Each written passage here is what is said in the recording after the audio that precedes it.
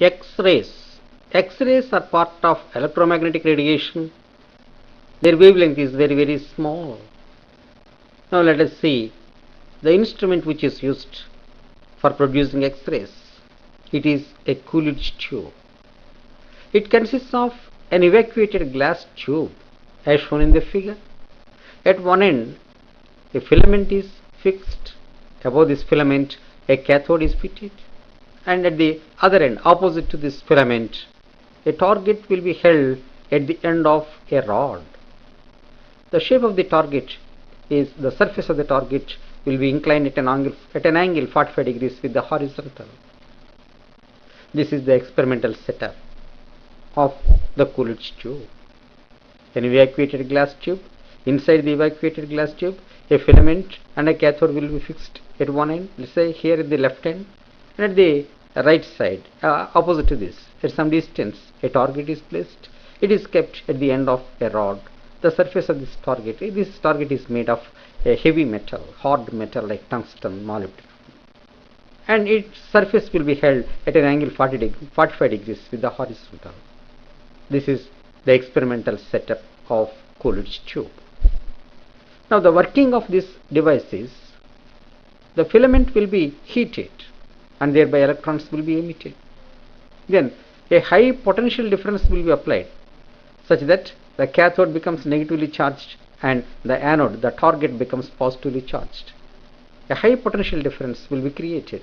This high potential difference accelerates the electrons emitted from the filament. So these accelerated electrons, high-speed electrons, they travel towards the target and they strike the target.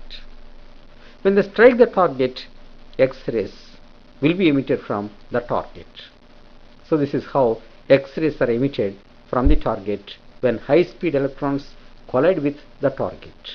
High-speed electrons will be produced by X-rays are part of electromagnetic radiation having very short wavelength of the order of 1 angstrom unit. Their wavelength will be, generally we can consider it to be in the range of 1 angstrom unit to 100 angstrom units. They are produced whenever high-speed electrons are stopped by hard metallic surfaces like that of tungsten and molybdenum. Tungsten or molybdenum. So high-speed electrons, when strike these hard metals, then X-rays will be emitted. There are two mechanisms in which X-rays are produced. Depending on the mechanism of production of X-rays, they are named as continuous X-rays and characteristic X-rays. X-rays are classified into two classes, continuous X-rays and characteristic X-rays. These names are given depending on the mechanism in which they are produced. In one case, when high-speed electrons are deflected by the hard metal surface, they lose part of their energy and the loss of energy appears as X-rays, X-ray photon. So when high-speed electrons are deflected by the hard metal and thereby X-rays are produced, such X-rays are termed as continuous X-rays. X-rays produced in the mechanism of deflection or scattering by the target material are termed as continuous X-rays. There is another phenomenon in which, another mechanism in which X-rays are emitted. The high-speed electron sometimes enters into the atom inside the target material and goes deep into the atom and knocks off the innermost orbiting electron from that atom. It not only penetrates the atom, it goes deep into the atom and removes the electron which is very close to the nucleus, innermost electron. Then a vacancy will be created. That vacancy will be filled by an electron which is in the higher energy level, and thereby that electron loses energy. That loss of energy appears as X-ray photon. So this is another mechanism in which X-rays are emitted. These X-rays are termed as characteristic X-rays. So characteristic X-rays are emitted due to the transition of electron in the orbits of the atoms situated in the target material. On producing X-rays, the intensity of X-rays is measured by using Bragg's spectrometer, a device used for measuring intensity of X-rays. And then a graph is plotted between the wavelength and the intensity. Generally we take wavelength on x-axis and intensity on y-axis. For different potential differences applied across the tube, Coolidge tube, we get different curves. Here I am showing curves for 20 kilovolts, 30 kilovolts, 40 kilovolts and 50 kilovolts. For different voltages, the curves are drawn between wavelength and intensity of the X-rays produced. By observing these curves, what we notice is,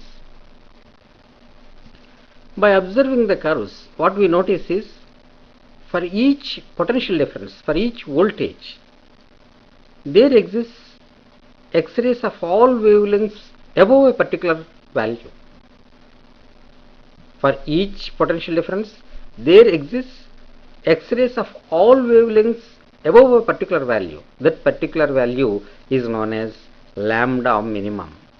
Minimum wavelength of the X-rays produced with that particular voltage. This lambda minimum decreases. The lambda minimum decreases as the potential difference is increased.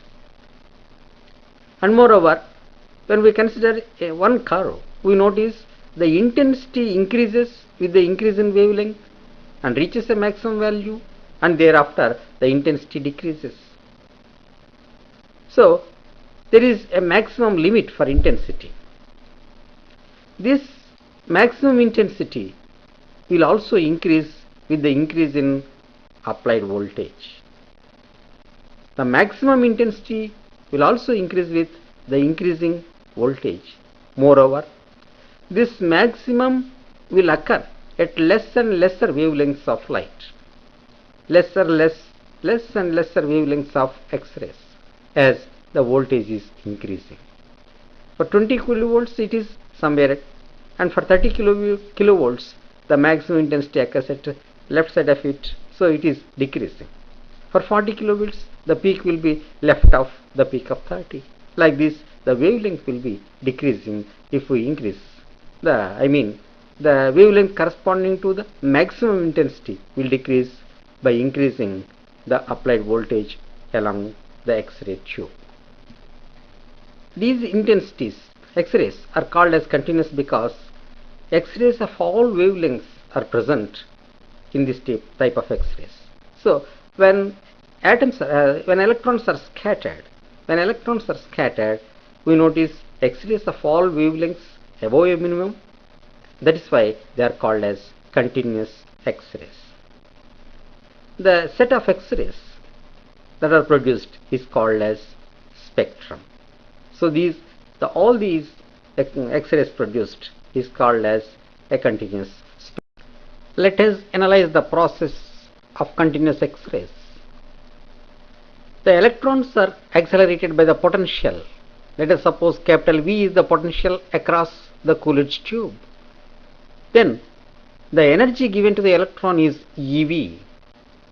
This electrostatic energy becomes kinetic energy. So if small v represents the velocity of the electron inside the tube, then its kinetic energy is half mv square. This kinetic energy is acquired because of the electrostatic potential energy EV. Therefore, EV is equal to half mv square. From this relation, we can calculate the velocity with which the electron travels inside the tube. We notice from this relation that more is the potential difference across the tube and more will be the velocity of the electron. We have seen that the continuous X-ray spectrum is produced due to the scattering of electrons. Due to the scattering of electrons, continuous X-rays are produced. When an electron is scattered by the target material, the electron may lose a part of its energy or entire energy. So the wavelength depends on the amount of energy lost by the electron. The loss of energy will appear as X-ray photon. So the wavelength of the emitted X-ray depends on the amount of energy lost by the electron. If the entire energy is lost in single collision, the wavelength of the wave emitted will be the least, and it can be calculated from the following relation: EV is equal to hc by lambda. The energy of the electron becomes equal to hc by lambda. From this relation we can calculate the wavelength of the X-rays. This is the minimum wavelength. If it loses a part of energy, the wavelength of the X-ray will be more than this. So if the X-ray the electron is scattered, so it repeatedly undergoes collisions, and more wavelengths of X-rays will be produced due to scattering. Now let us pass on to the mechanism of the production of characteristic X-rays. Let us analyze the mechanism in the production of characteristic X-rays. To understand this, we have to recollect the structure of the atom. We know around the nucleus in the first orbit there will be 2 electrons, that is called K shell. The next one is known as L shell. In this there are 2 suborbits. One consists of 6, the other one consists of 2 electrons. The next orbit is M and the next one is N, like this. You have studied this in chemistry. You know the structure of the atom. Now I am going to analyze what happens when a high speed electron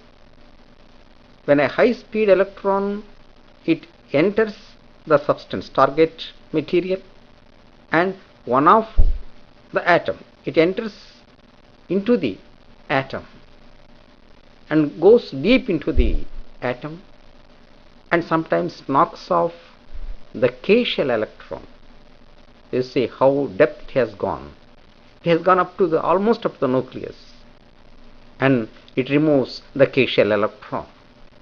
So a vacancy will be formed. Due to the removal of K shell electron, a vacancy is created. This vacancy can be filled in by an electron jumping from L shell, or by an electron jumping from M shell, or an electron jumping from N shell, etc.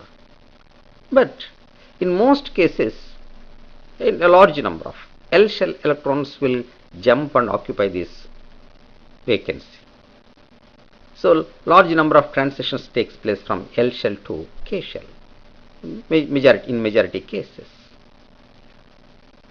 So when an electron travels from higher energy level to lower energy level, a transition takes place. Its energy will be decreased. The decrease in energy of this electron will appear as a photon. The decrease in energy of the electron when its transition takes place from higher energy level to lower energy level will appear as X-ray photon. Such photons are termed as K alpha rays. Such X-rays are termed as K alpha rays. If L shell electrons transit to the K shell, then they are K alpha electrons, K alpha photons. If M shell electrons they jump and occupy the vacancy, then the photons produced are known as K beta photons, K beta X-rays.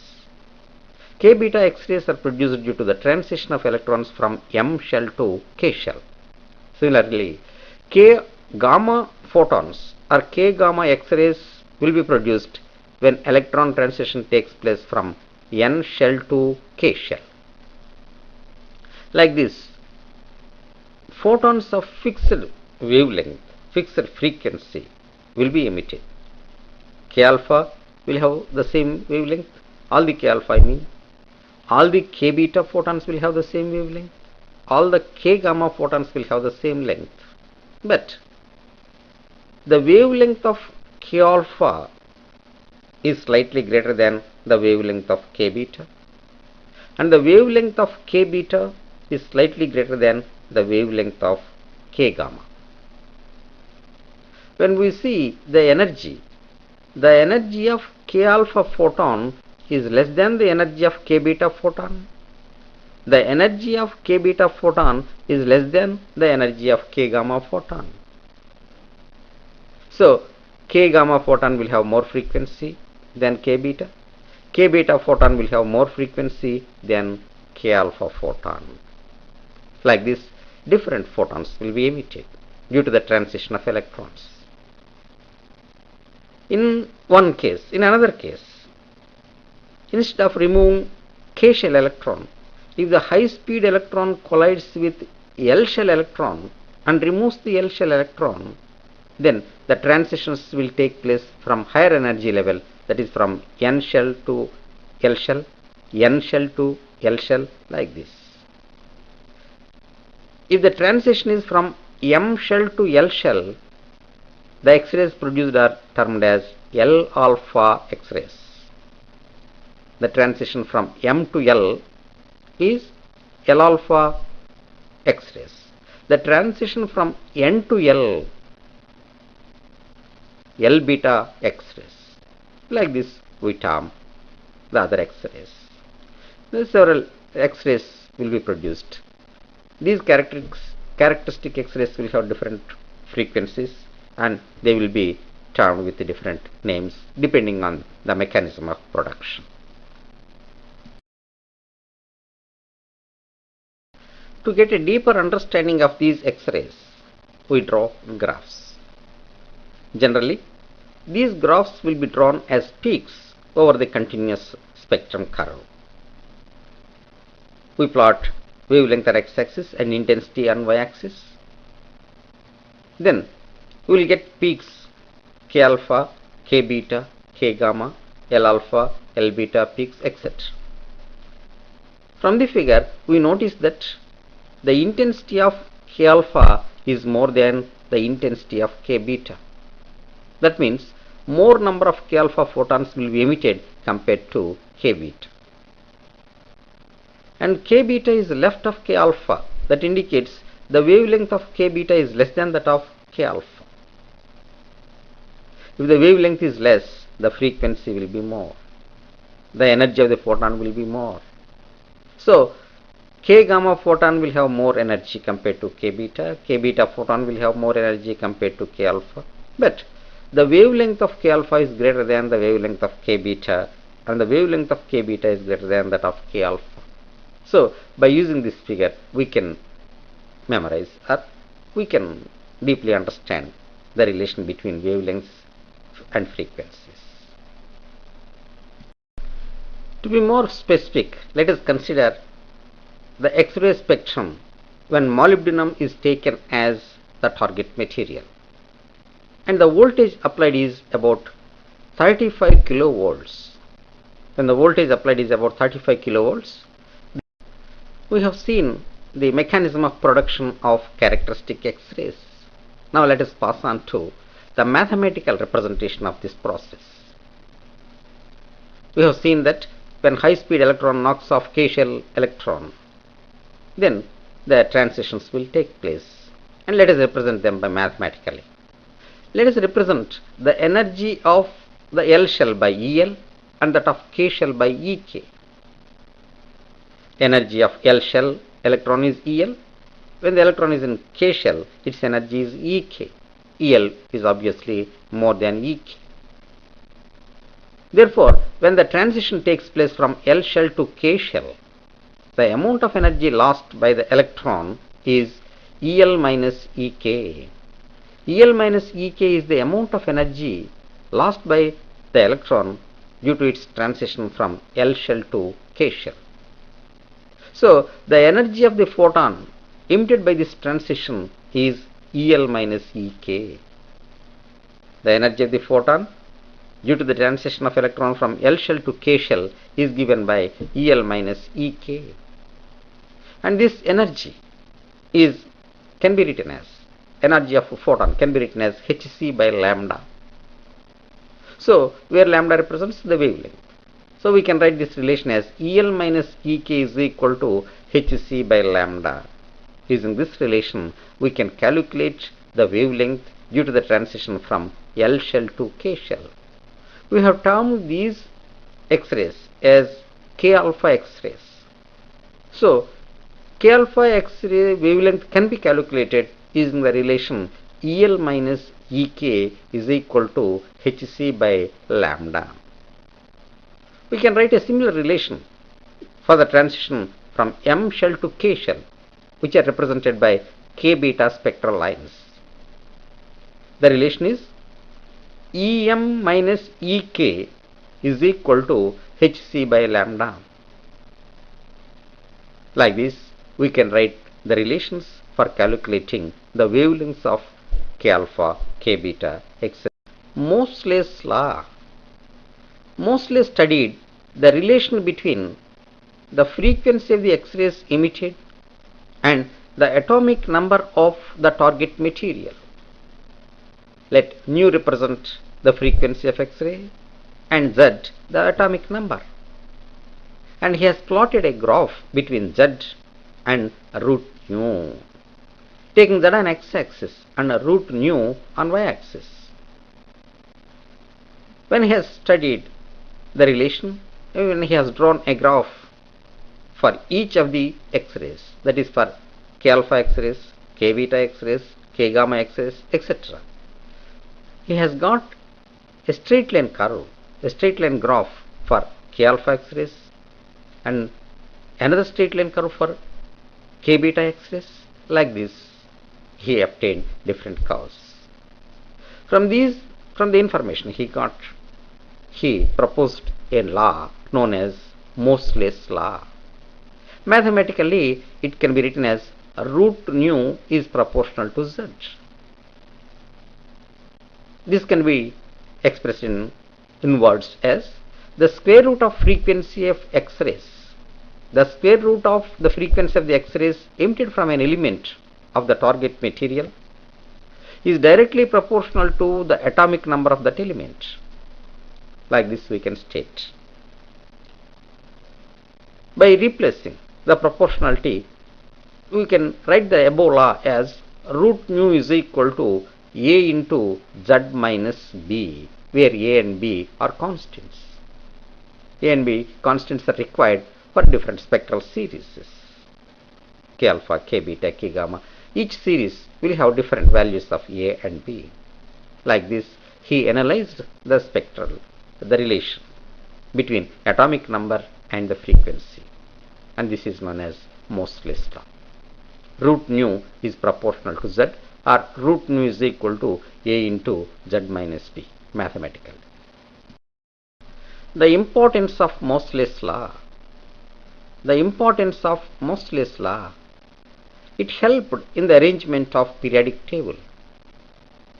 According to this law, the elements in the periodic table should be written according to the atomic number. So, cobalt should be written before nickel and argon before potassium. It helped in the discovery of new elements not unknown at that time, like mesurium 43, selenium 61. This law enabled in perfecting the periodic table by determining atomic numbers of rare earth elements. Like this, Moseley's law was used. From the study of spectral lines of characteristic X-rays, we notice that the spectral lines are characteristics of elements.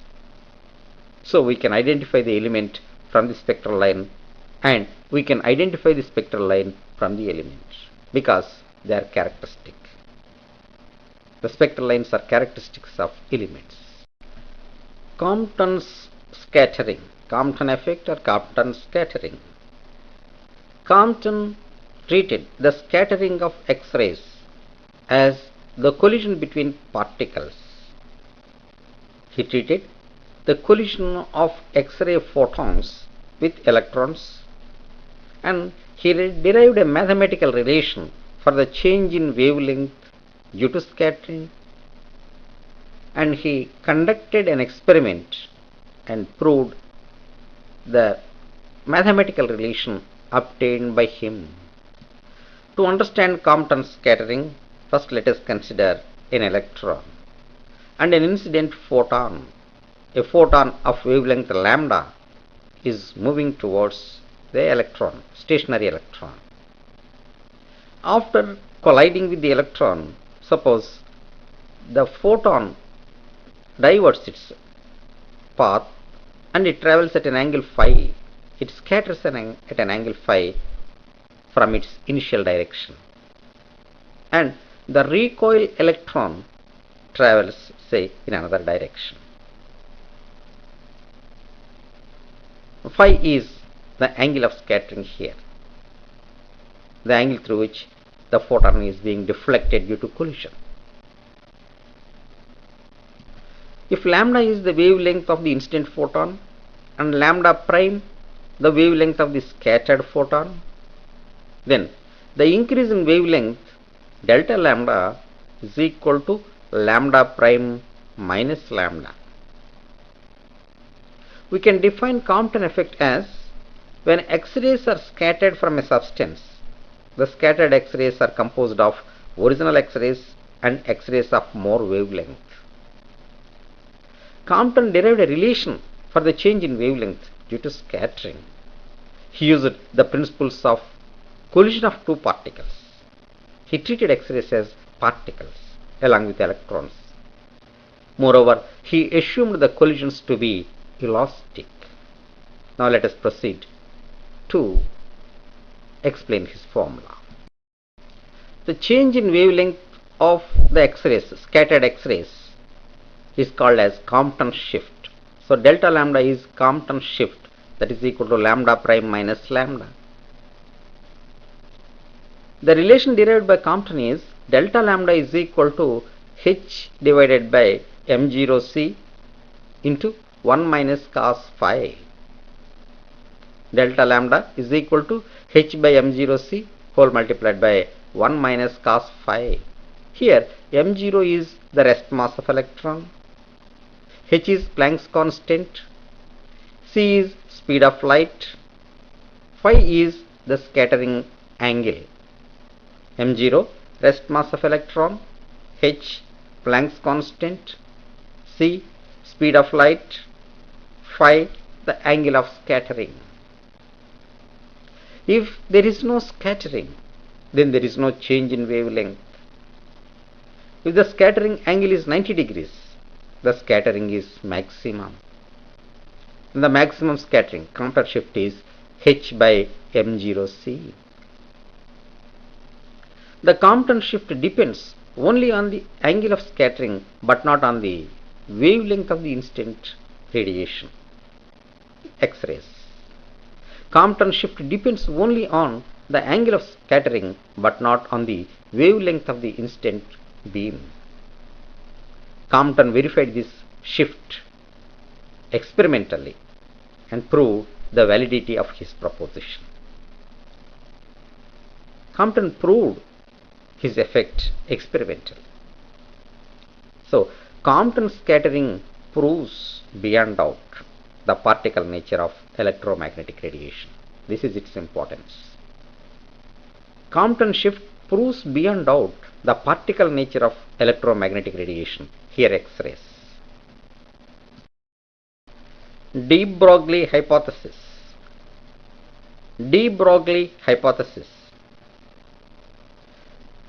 Photoelectric phenomenon needed the particle nature of wave to explain this phenomenon. To explain the phenomenon of photoelectric effect, we need to treat electromagnetic radiation as a particle. Compton effect proved beyond doubt that electromagnetic radiation is or can be considered as a particle. So, basing on this And basing on the symmetry of nature, de Broglie proposed that a particle like electron, positron, neutrino can also be considered as a wave. Electron, positron, neutrino, they are particles. De Broglie proposed that they can be considered as waves. The wavelength of the associated with these particles, the wavelength of the wave associated with these particles can be written as lambda is equal to h by p. This is the relation given by de Broglie, where h is Planck's constant, p is momentum of the particle. Lambda is sometimes called as de Broglie wavelength or matter wavelength. P is momentum, h is Planck's constant. It is a very simple relation. When electromagnetic radiation can be considered as a particle, why not a particle can be considered as a wave? This is the question that led to the concept of matter waves. De Broglie drawn the conclusion from symmetry of nature. From de Broglie relation, we notice that the de Broglie wavelength lambda is inversely proportional to the mass of the particle. Greater is the mass of the particle, less will be the wavelength. And lambda is inversely proportional to the speed of the particle. Greater is the speed, less is the wavelength. De Broglie relation is verified in the diffraction of electrons by Davison and Germer experiment.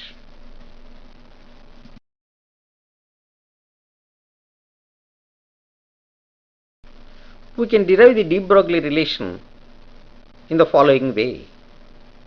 If m is the mass of a photon, then its energy is mc square.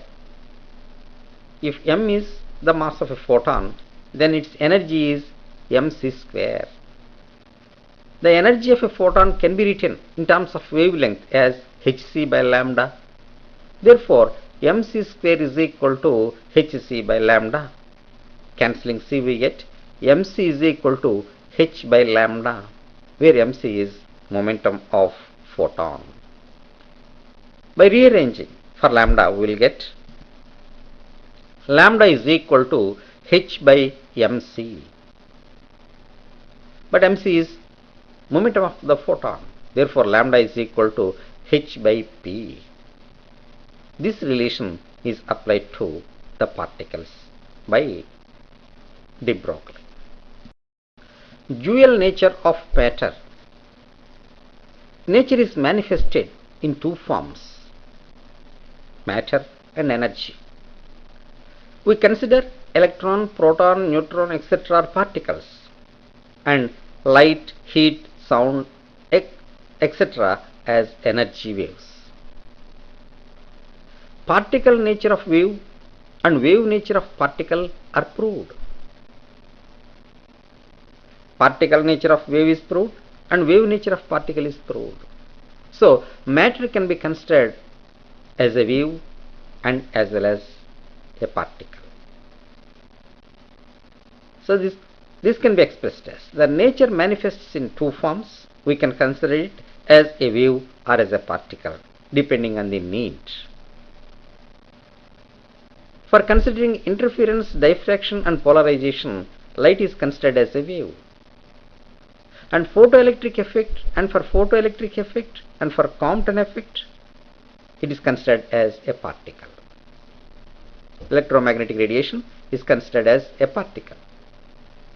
Electron is considered as a particle in general, but it can be considered as a wave when it is used in electron microscope instead of visible light. So, depending on the need, electron is considered as a particle as well as a wave. We notice this dual nature only when the matter is of the form, very minute form, like electrons, positrons, etc., not in macroscopic form.